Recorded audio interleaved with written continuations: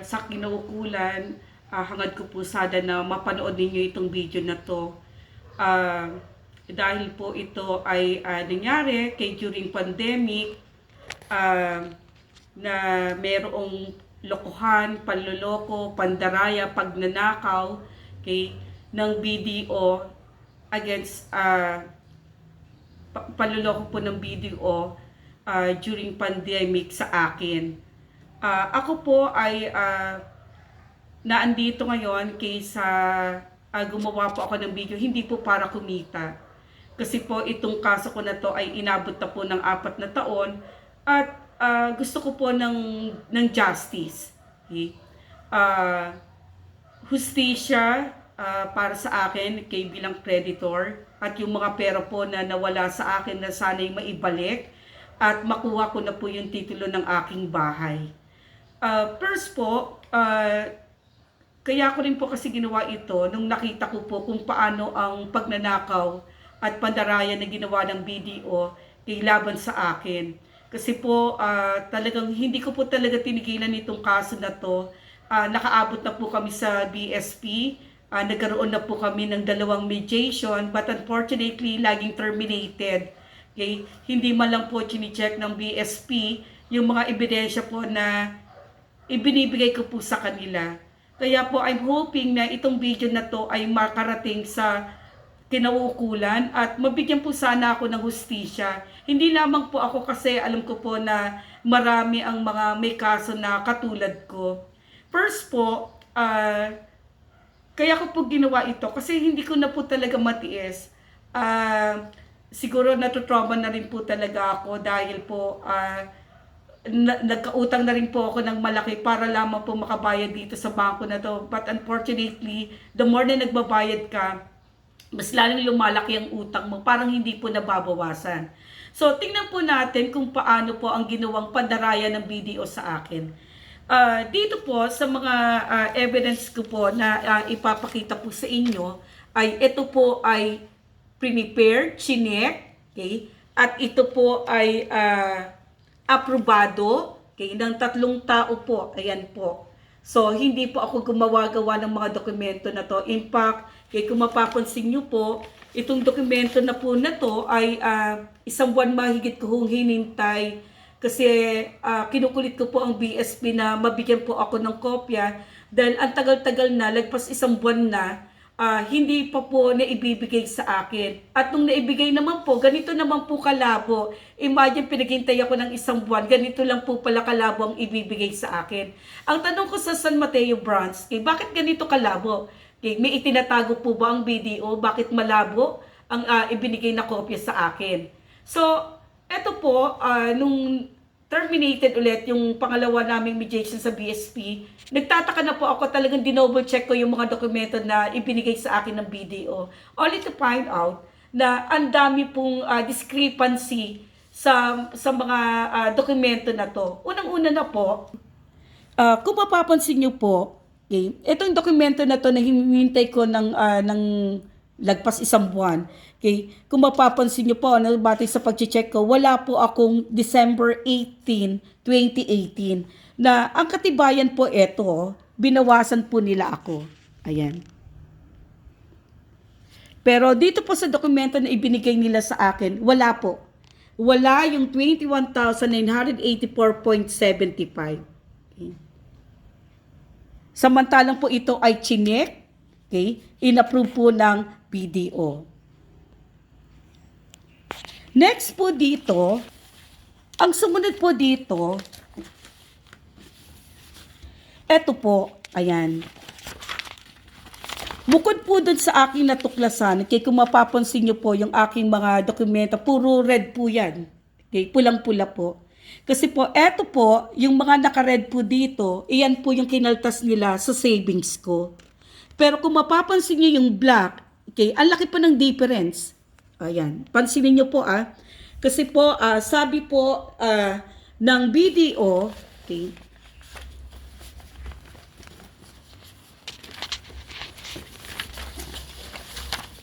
ito po sabi po ng BDO, okay, ayan.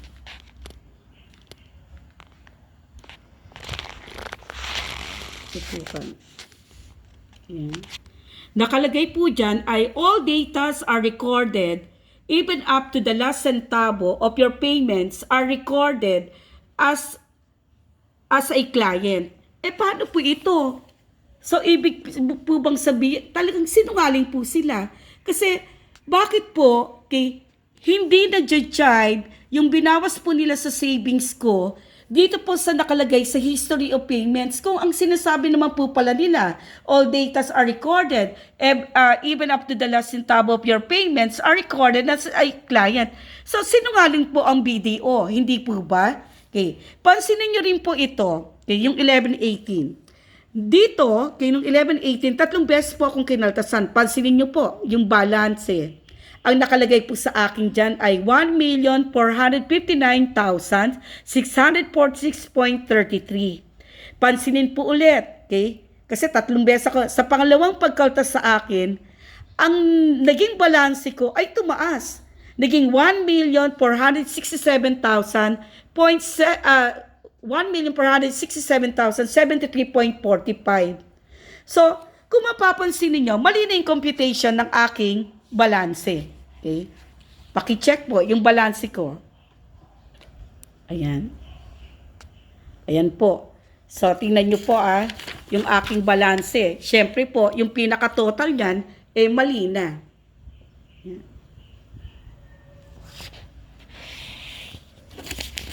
Ayan po.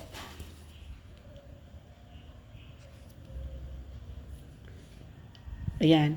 So, kung ito total nyo po ito, hindi po 683,041.80, kundi po lumalabas po ang total po ng aking principal ay 746,197.60. So, meron pong kakulangan o deficit na 63,155.80. Nasaan po itong pera na ito? Mali na rin po, syempre, yung interest dyan, Kung ito total nyo po, mali na rin ang interest dyan. So, mali po ang total. Isa pa po, dito sa dokumento na to. Dito po, kung mapapansin ninyo, noong February 19 po, nagre-request ako na ang ibabawas po sa akin ay for 5 months. 5 buwan po ang aking babayaran dahil ang aking total pera po na nasa savings ko ay 104,000 something. Pansinin nyo po ang ibinawas sa savings ko ay 69,705.06. Pero, bakit po dito lumalabas sa aking history of payments, 58,011.04 lamang ang reflected po dito. Nasaan po, yung 11,000,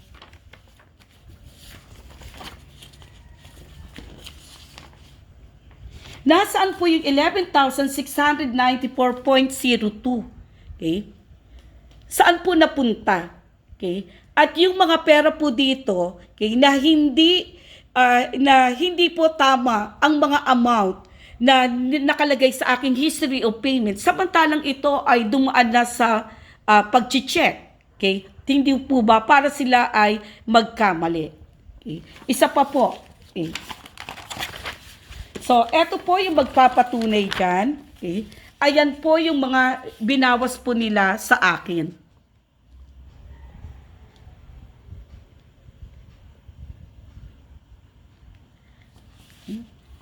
Then, isa pa po, ang aking bahay ay nung January 2023 po ay nagbayad kami. Pero hindi po tinanggap ng bangko. Nagbayad ng asawa ko dito sa San Mateo branch, hindi po tinanggap ng bank. Sabi po, kaya yung husband ko nagtataka, kaya po napapunta ako sa Anodas branch. Tinanong ko po bakit hindi po tinanggap ang payment namin noong January 19, 2023. Ang sabi po ng bangko, tatawagan po raw nila si Mary Andy Guzman. At ito si Mary Andy Guzman, nung nakausap ko po, pinagbabayad po kami ng 23,000 something. So sabi ko, bakit ang laki? So sabi po nila, kailangan ko raw pong bayaran. Hindi ko po siya binayaran. Kaya po dumulog ako sa BSP. But unfortunately po, yung pagdulog ko sa BSP, masyadong nagtagal. So, Tapos iniwan po sa ere ang aking problema nung nakalkal ko po yung RA 11469. So, nagkaroon, kumbaga terminated po ang aming mediation. So, hindi po ako nakabayad ng 2023 dahil wala naman pong resolution ang BSP regarding po sa kaso ko. Ngayon po, ang aking bahay ay napunta, dito po sa tinatawag ng BDO na Convergent Recovery and Management Solution. Kung mapapansin nyo po, pinagbabayad po nila ako dito ng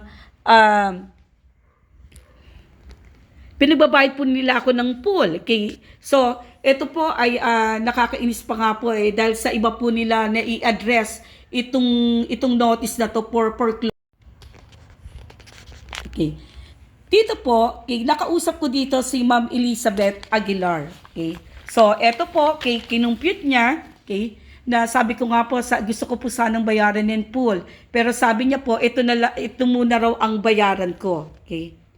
So, eto po yung sa actual SOA raw po. Yung actual SOA po. Ayan. So, dito po, sabi po niya, meron raw akong discount. So, dito sa penalty. Ate. So, eto po, yung pinabayaran po sa akin ni Ma'am Elizabeth Aguilar. At kaya po tinatanong ko yung legality po nito, itong convergent na to, kung ito po ba ay illegal or legal po. Kasi po dito, masyado sila naninigurado kung saan po ako magbabayad, anong bangko po ako magbabayad. So, eto po yung pinabayaran niya sa akin, 529,727.97. So, ngayon po, ang tanong ko, dito sa Nalesco raw po, saan po ba ito napunta? Talaga po bang nales po ba talaga or hindi? Kasi po, pansinin po ninyo, dito po sa binayaran ko,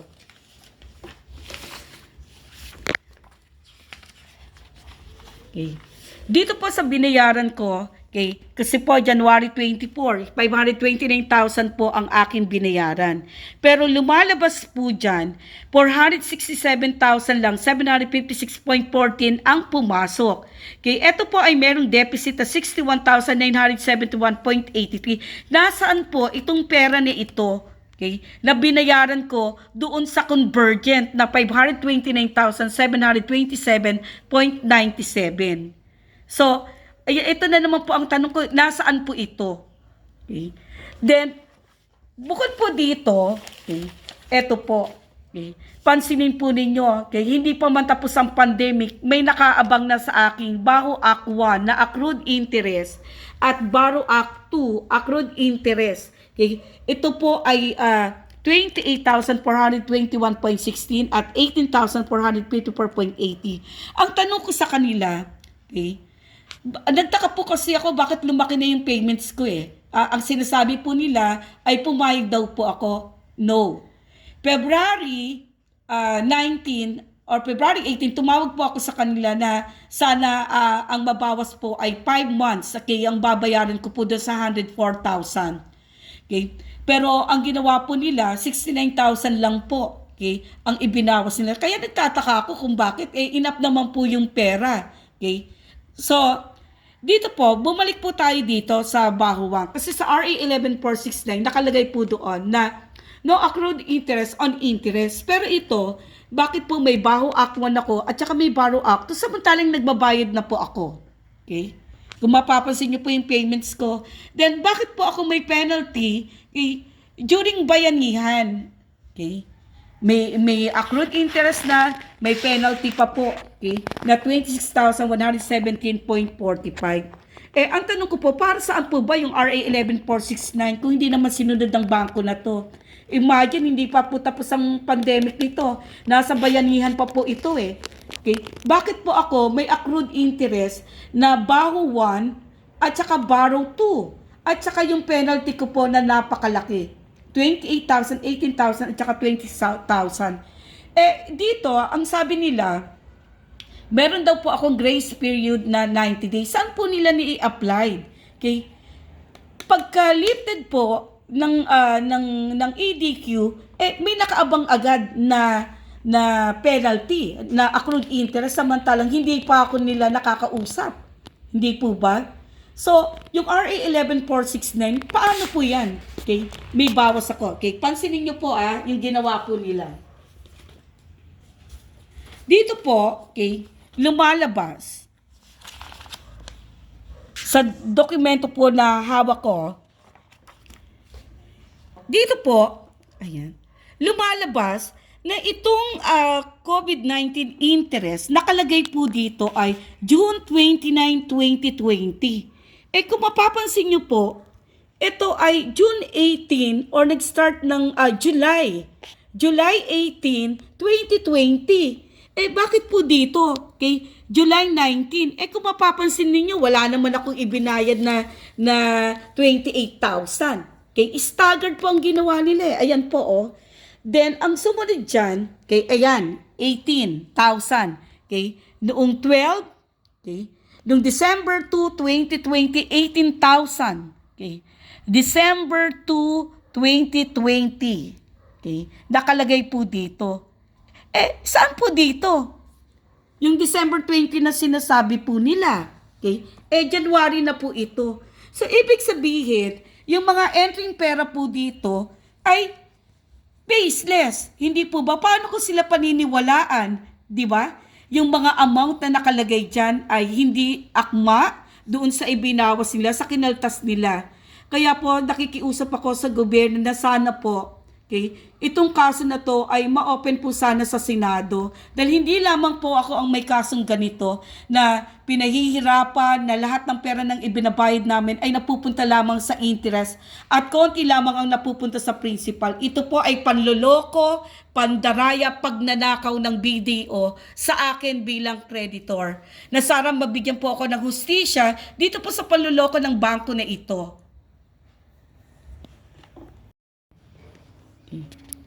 So, eto po, kung mapapansin ninyo, yung aking monthly amortization po ay laging naka-schedule yan tuwing November 18.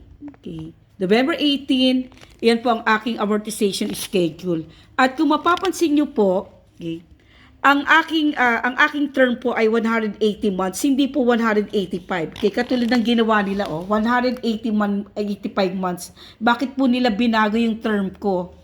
Then, isa pa po, okay, yung pansinin po ninyo, okay, noong 2019, since ang aking monthly amortization ay nagbabago, every November po yan, every 18th of November, pansinin nyo po, dapat ito lang lagi ang ikakaltas nila sa akin monthly for 1 year, 19,006.76. Okay. Pansinin nyo po, okay, kung magkano po yung kinaltas nila sa akin. 22,000, 21,000, 21,984. So, hindi nagja-jive dito sa November 2018 ko. At pansinin po ninyo ha, yung aking pong interest ay 9,744.81. Ang aking principal po ay 9,168.73. Pansinin nyo po itong 2019. Kung mapapansin niyo, lumiit po yung napupunta sa principal ko na dapat lumaki ito Nasa 9,000. Pero tignan nyo, 7,000 na lamang po.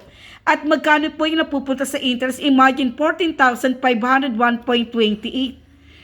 Ano pang ibig sabihin nito? Bakit po ganito kalaki ang napupunta sa interest ko at ang liit ng napupunta sa aking principal? Pansinin nyo po, okay, sa akin,